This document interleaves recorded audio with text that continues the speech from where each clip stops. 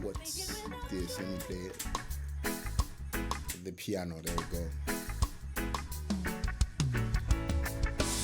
So in comparison to the guitar, I would like for these guys to hold the same amount of weight because they're panned left and right. Anyway, let me put the piano first and the guitar just out of habit. Anyway, let me put it back for the colors. Yeah, anyway, so I'm just going to EQ this piano a little bit. I'm going to make it thinner. I'm going to make it brighter. I'm going to make it feel closer to what the guitar feels like.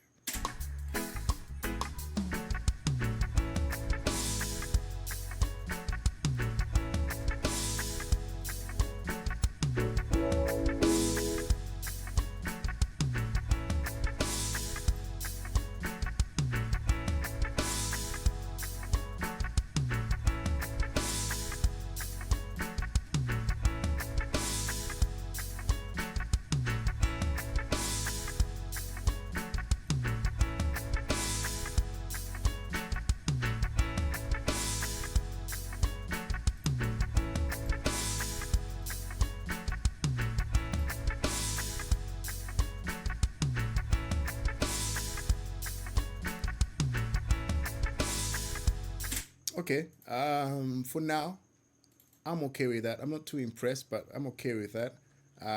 Partly, I would have loved this piano to be stereo, but it is not. But I'm okay with that for now. We're gonna make more decisions on it, but we've made it thinner, we've made it brighter, as you can see. We've just kind of tilted the EQ there. That's the idea behind it. Now, the guitar, again, maybe I would love for it to be slightly brighter as well. Just to...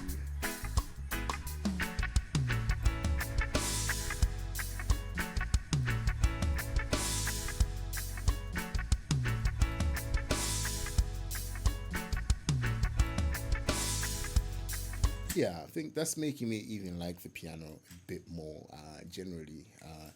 I think let's compress both of these. Again, let's take advantage of, could I do that? Okay, I would have loved, okay, let's do single individual compressors for both. So we'll start with the guitar.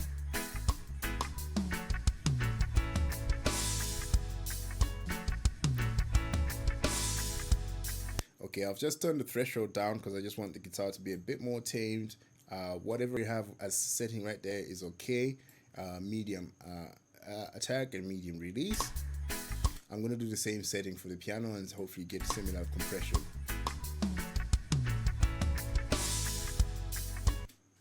That's good. Let's do some makeup gain on both of these. Let me add a bit of 3 dB on both. There we go, and that as well, and then see how that sounds like. Okay, so I can turn both compressors off.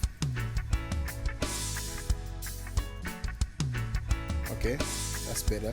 I feel like some reverb will justify this later down the line. Right now, I'm not too impressed with this, but sounds okay. Let's just mute everything we've done to both of these instruments. So you can see we've cleared the space for the bass quite a bit because the piano especially was taking up some of the low end space for the bass. In a reggae setting, not really permissible, I would say so. You want everything to feel separated very much so. Everybody always says that about reggae mixes. Everything sounds so clear and separated. It's in the performance, it's in the mix. So respect the genre and go with what the genre requires.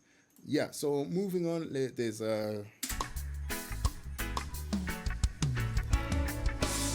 okay, some strings there. Okay, nice. Shout out to Chisomo Ngondo. He was using the Juno something for these strings, and also I think the piano was also running on the same thing. So let me just see.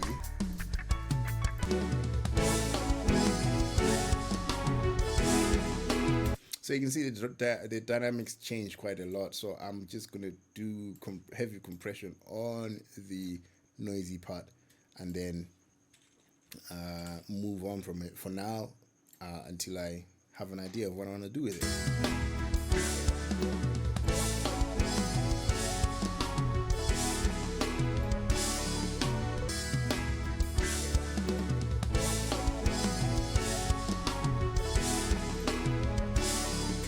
Okay, for now, I have no idea what I'm gonna do with that. So let me just move on. From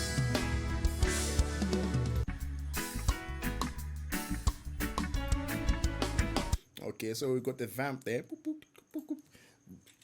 I'm gonna compress that first before I do anything.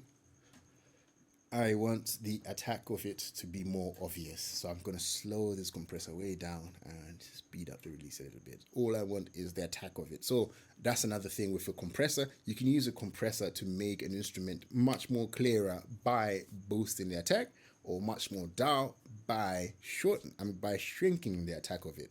Yeah, so in this case, we want to boost the attack. So let me, so I'm going to do also gain on this case. Actually, with a live, you don't have the beauty of auto gain, so I'm going to do makeup gain by myself.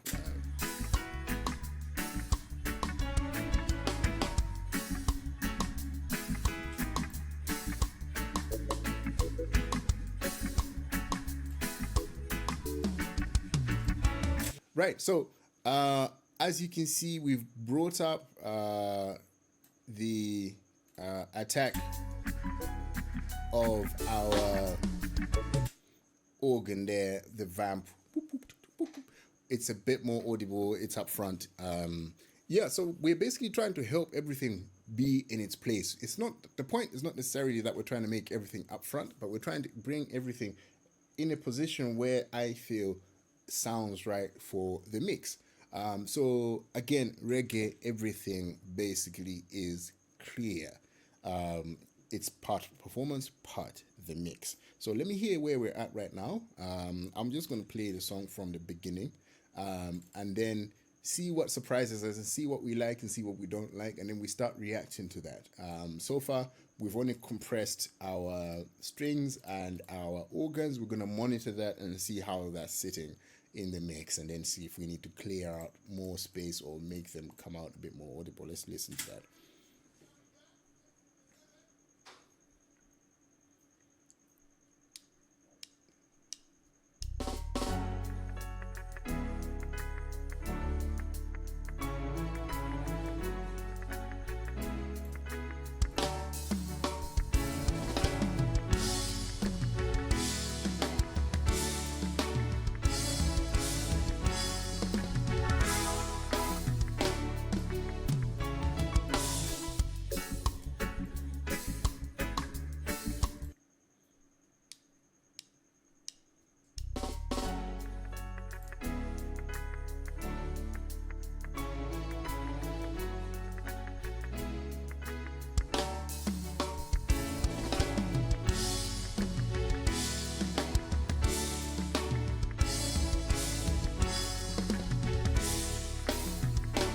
Right, I've got this terrible reflex where I try to follow the song with my fingers. Basically, that's what's going on in my head. I'm thinking, do I hear the melody of this music that makes this music familiar, upfront and clear and obvious?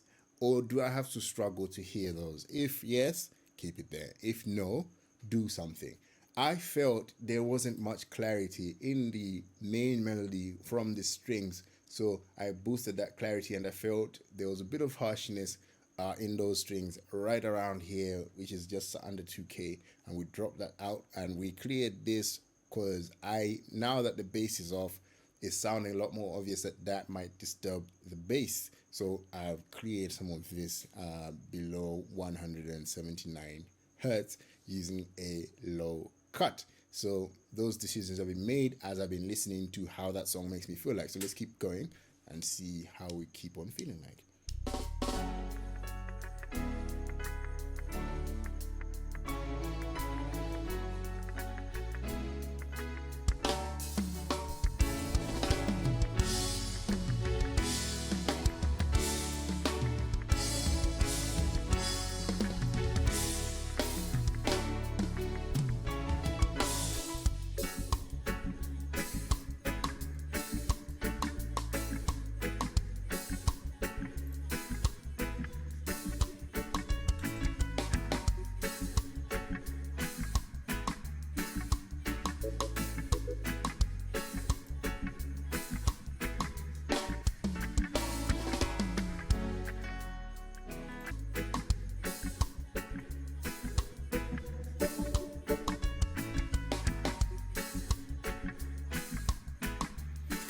Okay, so I could feel when the organ is being played both hands. So there's the ooh, ooh and the higher pitch or one octave above.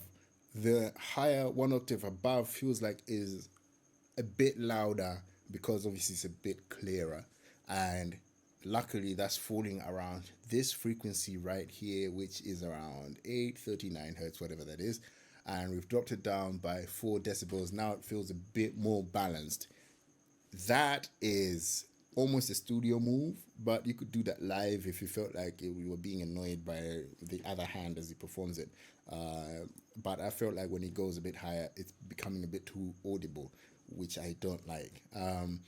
Generally, also this for me personally is a bit quite loud, but because of Skeffer likes that sound, so it's kind of influenced me to keeping it up there.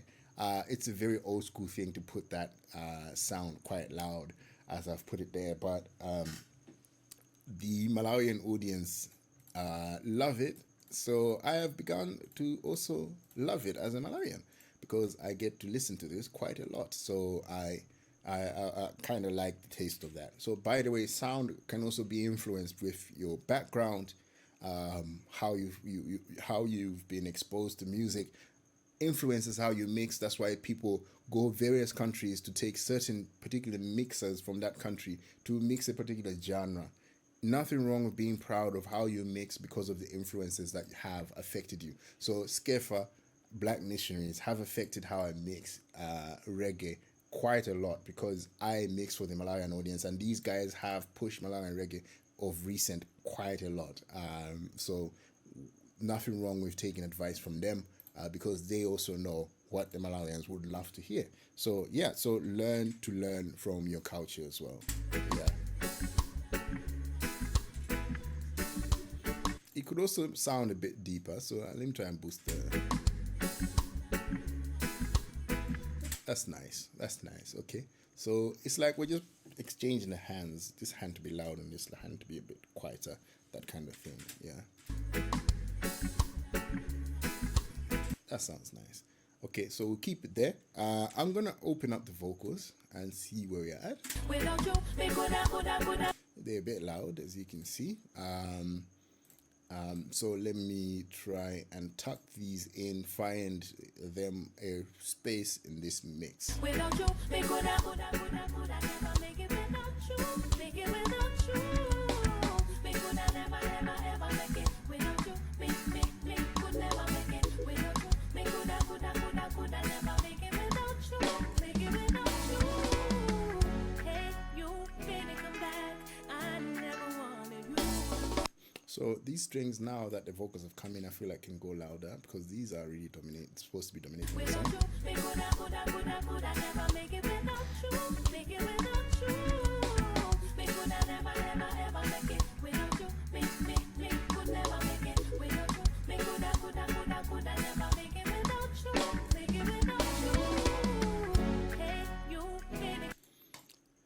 The other issue is I feel like they're dynamically just all over the place. So let's see. So let me try this, a really fast attack, so I can just smash everything and get heavy on our ratio here. Yes.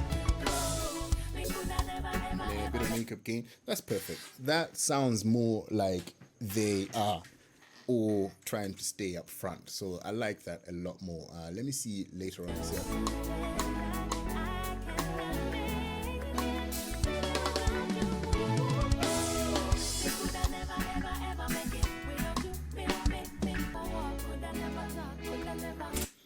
That's nice.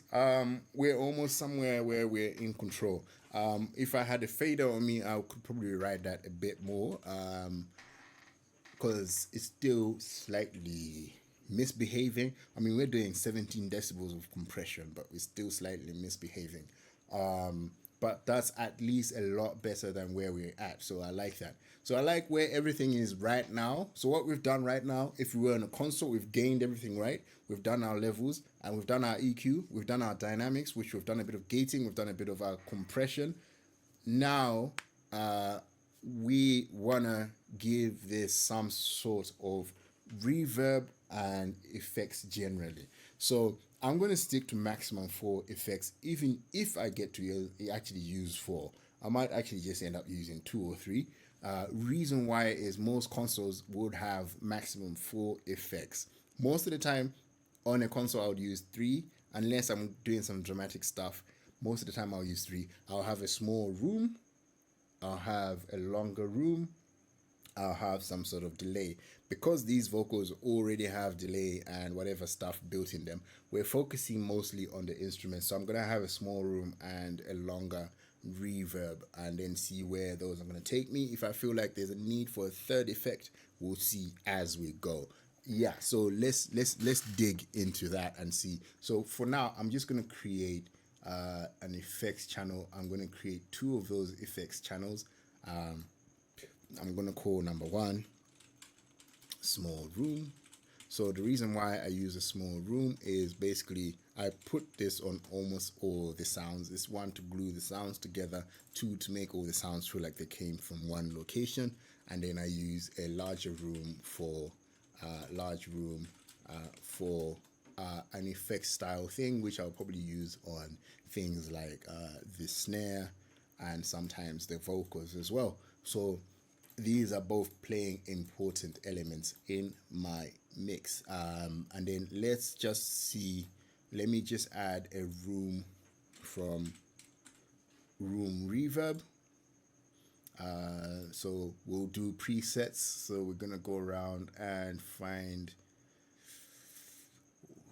Medium Studio. Let's see what that sounds like. And then on the next one, we're gonna go and find a concert hall, which are both typical things you'd find in most mixing consoles. So to test my reverbs, this is what I do. I usually like to solo the snare and just see how my reverbs are behaving. So I'm gonna solo the snare. Okay, so I like that area. There's a snare hit somewhere there. So I'm gonna send the room. There we go. I like that. Okay. And then I'm gonna mute that for a second, and then I'm gonna listen to my large room. I also like that. Sounds a bit like a stadium in a way. Nice for reggae and stuff like that. So I'm gonna have both of these on my snare. I'm gonna reduce the longer one a bit.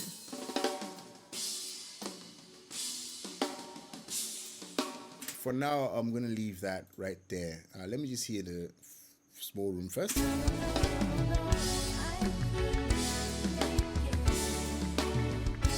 I like that. So I'm gonna paste that. Oh my bad. I'm gonna paste that along my floor tones, because that's usually what I like to do. And then I'm gonna also paste the large room along my floor tones, except I'm gonna make it less dramatic on the floor tones, and then I'm gonna listen to it, see how I like it. So let me just listen to that right now.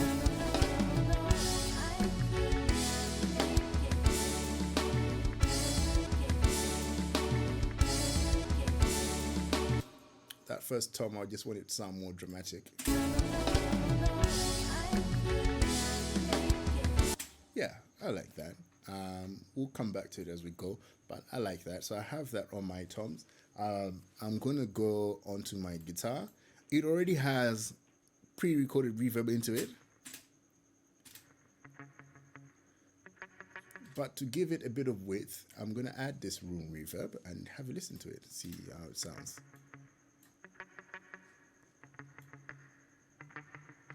If you listen to your headphones, you can see that there's a bit of width that has come out from that being in the room. And that same size I'm going to treat to the piano as well. And let me listen to that and see how that sounds.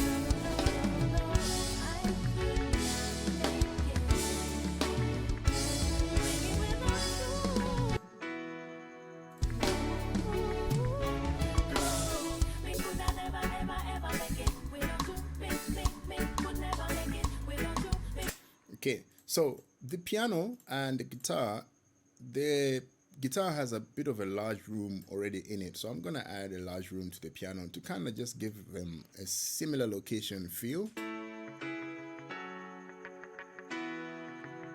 That's already doing it right there. I don't have to even add a lot more. That's doing it. So let me listen to this.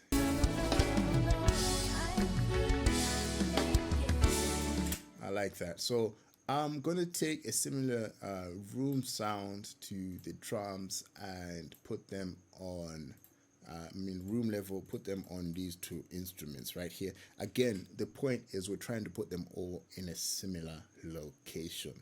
So it's not rocket science. You already found your room with the snare, you already found your locations and ideal spaces, then you can play around with those spaces with the rest of the reverb. Some people may argue, oh, aren't you just putting everything in one depth? Not really, because the EQ, how dull and how bright some of these instruments are then going to react to the room and give a certain depth to the sound as well. So it's not just the level, but also how dull and how bright your sound is going to give some level of depth. And then they're going to react to that same room in a different way. So how this clap and this clap is reacting to this room is very different because there's certain characteristics. And for example, this and that is going to react differently to the room. When if you're wearing headphones, you can see that the clap makes the room more alive than the fist. So we're relying on that theory to give us depth in the room as well. Yeah, because sound is a bit of an illusion and you have to be aware of where to apply the illusions. And this is what we're doing with this mix right now. So let me just have a listen to how all of this sounds and see if I have any final adjustments. Again, this is what we would do on a live setting. So we're not going crazy with saturators and parallel compression and blah, blah, blah. We're not doing too much. We're doing bass, intermediate things that we'll do to a mix to make it sound quite good. And I'm going to turn off everything we've done as well to also give you a clear picture of what we've done so far. So let's have a listen to where we're at.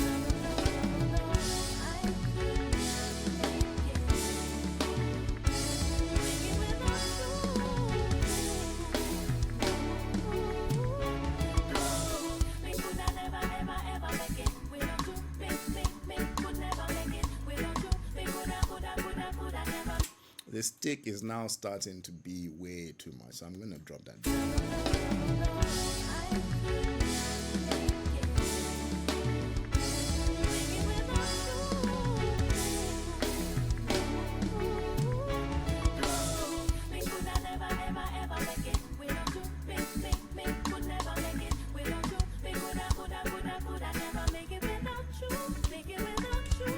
So I feel like the main vocal sounds slightly dull, so I'm just gonna be kind to them and drop boost some of the highs.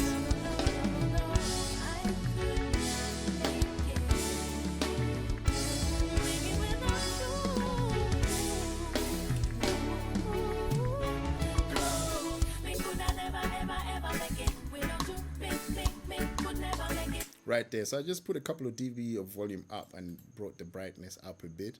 This is coming from an MP3 and these are WAV recordings, so they will be a bit more clearer and brighter after mixing, as opposed to the original MP3, which has lost some quality from downloading and also just basic being converted to MP3 as well. Yeah, so that's where we're at. So on the master, I'm just going to do what I also do to a live mix. I'm just going to do a couple of dBs of compression with the same settings, medium attack and medium release. So let's see that.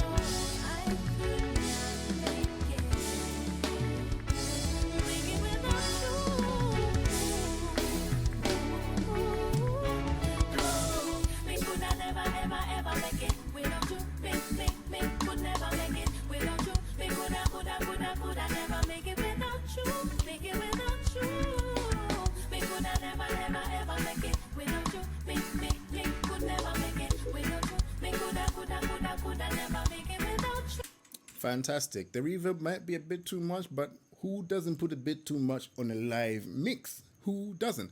We're trying to replicate what we'll do on a live mix, and we want to overexcite the audience, so we might just put a bit too much reverb. Why not? So as you can see, we've just used 2 effects to get to the final arrival where we want to be with this mix. So far I like what this sounds like, and I think this is similar to what I'll do to a live mix if I were using the PreSonus console, in this particular case also using PreSonus plugins, which you find identical in that particular console that's over there, the PreSonus 32S, and basically just the Studio Live 3rd edition versions. So there you have it. Thank you so much for watching. My name is Shadrack Alugusha from Sound Addicts Live. I will be having my course on live sound intermediately on live sound, and that will be on the 23rd and 24th in Lilongwe, 1st and 2nd in Blantyre, and 8th and 9th in Zuzu. Hopefully to see you there. 75,000 kwacha if you want to subscribe. If you want to join that course. My contact details will be in the video. Thank you so much for watching, and until next time, thank you. Hey, you baby, come back. I never wanted you to go nowhere. Baby, come back here. I know you're with her and I am with him, but let's forget about them and start all over again. 'Cause me without you makes no sense, and you don't need nobody else. Me could I never, ever, ever make it without you. Me could never make it without you. Me could I never make it without you. Make it without you. Me could I never, ever, ever make it without you. Me could never make it without you. Me could I never make it without you. Make it without you. It's so real when they say you never miss the water till the well run dry. It's all revealed in time. 'Cause baby, I need you so bad. No greater love I'll ever have. And I can't breathe without my heart. That's how it feels when we're apart. Me could I never, ever, ever make it without you. Me could never make it without you. Me could I never make it without you. Make it without you. Me could I never, ever, ever make it without you. Me could never make it without you. Me could I never make it without you. Make it without you. Could I never breathe? Could I never sleep? Could I never eat? Could I never be without you? But could I never walk? Could I never talk? Could I never without you? So many reasons